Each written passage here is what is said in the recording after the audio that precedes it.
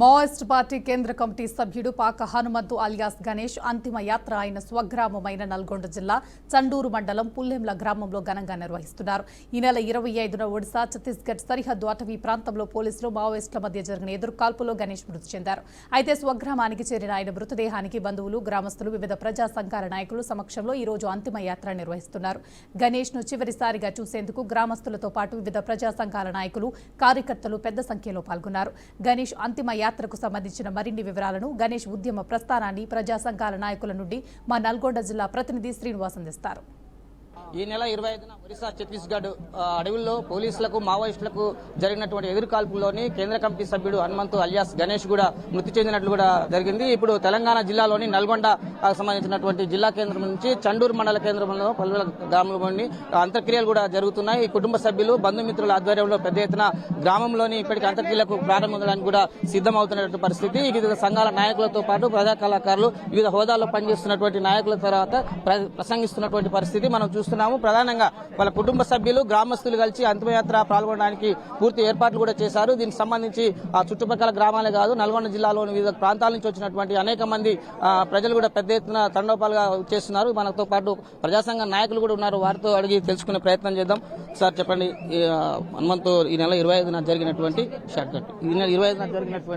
సంబంధించినటువంటి ఎన్కౌంటర్ లో చనిపోయారు. తిరిగి ఈ రోజు వరకు డెడ్ బాడీలు కూడా చేస్తున్న పరిస్థితి. పాక Hanumanthu alias Ganesh Maoist party కేంద్ర కమిటీ సభ్యుడు. డిసెంబర్ 25 నాడు ఒరిస్సా కందమాల్ గుమ్మ అడవిలో ఎన్కౌంటర్ పేరు మీద హత్య చేశారు. ఆయన శరీరాన్ని, భౌతిక కాయాన్ని మేము పరిశీలించాం. ఎక్కడికక్కడ కాళ్ళు, చేతులు విరిచేసినట్టుగా స్పష్టంగా కనబడుతున్నాయి.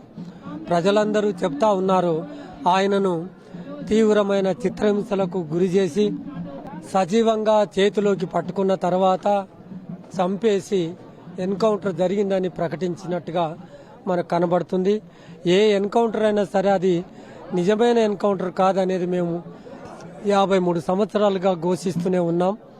పాక హనుమంతుది కూడా అది బూటకపు ఎన్కౌంటర్ అని చెప్తా ఉన్నాం. ఇవాళ ఆ ఎన్కౌంటర్లో చనిపోయిన ఆ వ్యక్తి యొక్క భౌతిక కాయం చండూరు మండలం ఈ పుల్లెముల గ్రామానికి వస్తే ఎంత నిర్బంధం. మాట్లాడటానికి మైకును కట్ చేశారు, కరెంటును కట్ చేశారు, తీవ్రమైన నిర్బంధాన్ని ప్రయోగించారు. నిన్నటి నుంచి ఈ ఊర్లోకి పోలీసులు ప్రవేశించి సాధారణంగా ఆ వ్యక్తి యొక్క భౌతిక కాయాన్ని సాధారణంగా తీసుకెళ్లి అంత్యక్రియలు చేయాలి, కానీ ఒక మావోయిస్టుగా చేయటానికి వీల్లేదు.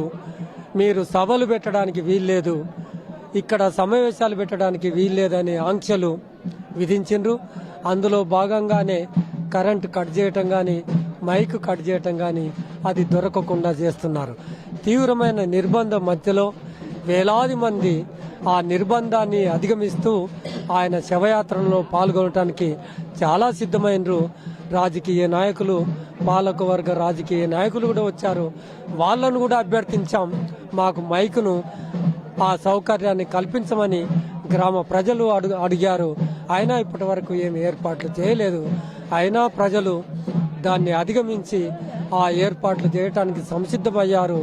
ఈ ఎన్కౌంటర్లను ఆపేయాలని, ఈ కగారు యుద్ధాన్ని నిలిపివేయాలని, ఆ కగారు యుద్ధంలో గొప్పగా సాధించినట్టుగా అమిత్ షా ఎక్స్ వేదికగా ప్రశంసించటం అనేది ప్రజాస్వామ్య లక్షణాలకు, స్వభావానికి విరుద్ధమని తెలియజేస్తా ఉన్నాం. మరో విధంగా ఉద్యమ సహచరుడు సంబంధించిన రవి గారు కూడా మనతో పాటు ఉన్నారు. వారిని కూడా అడిగి తెలుసుకున్నాం.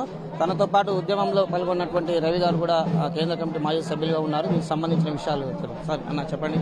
ఉద్యమ సహచరులుగా ఉన్నారు మీరు, మీతో పాటు ఉన్న అనుబంధం కావచ్చు, ఉద్యమ నేపథ్యం కావచ్చు, ఇప్పుడు జరిగినటువంటి విషయాలు ఏ విధంగా? కామ్రేడ్ పాక హనుమంతు ఇక్కడ నల్గొండలో డిగ్రీ చదువుతున్నప్పుడే ఇక్కడ ఏవైతే మత రాజకీయాలు వ్యాపింపజేస్తుండినదో ఆ ఏబీవీపీకి వ్యతిరేకంగా, అంటే ఇక్కడ భూస్వామ్య శక్తులకు, మత ఉన్మాద శక్తులకు ప్రతీకగా ఉండే ఏబీవీపీకి వ్యతిరేకంగా పోరాడుతూ ఆ పోరాడే సందర్భంలోనే ఆ కామ్రేడు విప్లవోద్యమంలో పూర్తి కాలానికి పనిచేయాలని చెప్పేసి నిర్ణయించుకొని విప్లవోద్యమంలో పూర్తికాల కార్యకర్తగా మారాడు 1981 నుండి. అంటే 44 సంవత్సరాల నుండి ఆ కామ్రేడ్ విప్లవోద్యమంలో పనిచేస్తూ వచ్చాడు. ఆ కామ్రేడ్ ఇక్కడి నుంచి వెళ్లిపోయిన తర్వాత ఆ కామ్రేడ్కున్న నైపుణ్యాల వల్ల, అంటే భాషకు సంబంధించి త్వరగా నేర్చుకునేటువంటి శక్తి పాఠవాళ్ళు ఉన్నందువల్ల ఆయన్ని ఛత్తీస్గఢ్లో వేరే పట్టణ ప్రాంతాల్లో పనిచేయడానికి ఆయనని మొదట నియమించారు. ఇక్కడ ఉన్నటువంటి పరిస్థితి అలాగే వాళ్ళతో పాటు కుటుంబ సభ్యులు కూడా ఉన్నారు, వారిని కూడా అడిగి తెలుసుకునే ప్రయత్నం చేద్దాం. ఇప్పుడు చూసిందే, ఇప్పుడు మళ్ళీ చనిపోయినప్పుడు ఫోటోలలో చూసిందే, అంతే. అంతకు తప్ప ఎప్పుడు చూడలే. అంతే. మా చెల్లి, నేను పెద్ద ఆమెని, పెద్ద చెల్లెని, ఈమె రెండో చెల్లి. చెప్పండి అమ్మా, మీరు అన్నీ చనిపోయిన ముందు వస్తుందని ఎప్పుడు చూసారా? ఎట్లా? ఎప్పుడు చూడలేదు మేము. అన్నాను ఈ రోజే చూస్తున్నాం. ఎన్నడూ చూడలేదు, ఇంతవరకు చూడలేదు. ఈ రోజే చూస్తున్నాం. ఓవరాల్ గా చూసినట్లయితే కుటుంబ సభ్యులు కూడా పెద్ద ఎత్తున ఆవేదన వ్యక్తం చేస్తున్నారు. తమ అన్నని చివరి చూపు చూసుకోవడానికి పెద్ద ఎత్తున జనాల మధ్యన గ్రామంలో చేరుకొని ఇప్పుడు మొదటిసారిగా చూస్తున్నాం. చివరిగా అన్న చూపు చూడడం కొరకే తమ గ్రామాల నుంచి వచ్చామంటూ కూడా చెప్తున్నటువంటి పరిస్థితి. కెమెరామెన్ శంకర్తో శ్రీనివాస్, ఉమ్మడి నల్గొండ జిల్లా, బీఆర్కే న్యూస్.